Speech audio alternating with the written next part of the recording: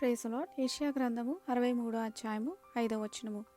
నేను చూచి ఆశ్చర్యపడి తిని, సహాయము చేయువాడొకడునూ లేకపోయెను, ఆదరించువాడొకడునూ లేకపోయెను, కావున నా బాహువు నాకు సహాయము చేసెను.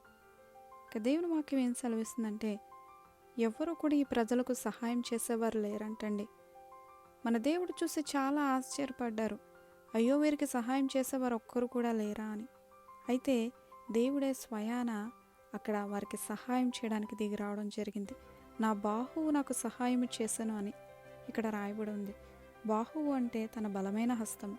యెహోవాయే మనకు సహాయకుడు. కొండల తట్టు మన కనులెత్తి చూసినప్పుడు మనకు సహాయం ఎక్కడి నుంచి వస్తుంది? యెహోవా వలన మాత్రమే మనకు సహాయం కలుగుతుంది. భూమి ఆకాశములను సృజించిన యెహోవా వలన మాత్రమే మనకు సహాయం కలుగుతుందండి. మనుషుల సహాయము వ్యర్థము. ఒకవేళ మనం మనుషుల వైపు చూసినా, అధికారుల వైపు చూసినా, బంధువుల వైపు చూసినా మనకు సహాయం దొరకదు. కానీ మన యెహోవా వైపు మనం చూసినప్పుడు మాత్రమే మనకు సహాయం కలుగుతుందండి.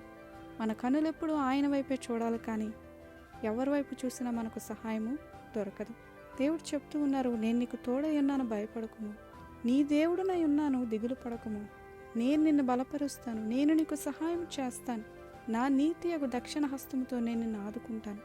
నువ్వు మనుషుల వైపు చూడకు, నేను నిన్ను లేవనెత్తుతాను. నేను నీకు సహాయం చేసి నిన్ను బలపరుస్తాను.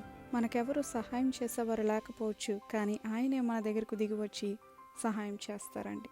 దేవుని వైపు మన కనులెత్తి చూచినప్పుడు దేవుడే మనుషులను ప్రేరేపించి మన దగ్గరికి పంపిస్తారు. ఆ దినము సారెపత విధవరాలు కరువు కాలంలో ఉన్నప్పుడు దేవుడు ఏలీయాను పంపించి పోషించుకున్నారండి. కరువు కాలం అంతా కూడా దేవుడు వారికి సహాయం చేశారు. పిండి తరగలేదు, నూనె అయిపోలేదండి. దేవునికి సమస్తము సాధ్యమే. చిన్న ప్రార్థన చేసుకోవచ్చు. పరిశుద్ధుడా తండ్రి, అయ్యా, ఎంతమంది సహాయం లేక వేదనతో దుఃఖంతో ఉన్నారో వారికి సహాయాన్ని పంపించండి తండ్రి. అయ్యా, మీరే స్వయాన వారి కుటుంబాలను దర్శించండి. మనుషుల సహాయం వ్యర్థము. మేము ఎవరి వైపు చూడక మీ వైపే చూసే కృపను మీరు మాకు దయచేయమని యేసయ్య పరిశుద్ధ నామములో చిన్ని ప్రార్థన అడిగి వేడుకొంచున్నాం పరమ తండ్రి. ఆమేన్.